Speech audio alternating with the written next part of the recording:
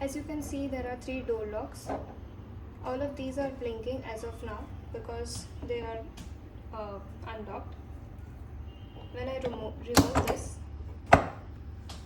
it is showing red light, which means the other 2 are also locked. If I try to remove this one, it won't come out because it is locked right now.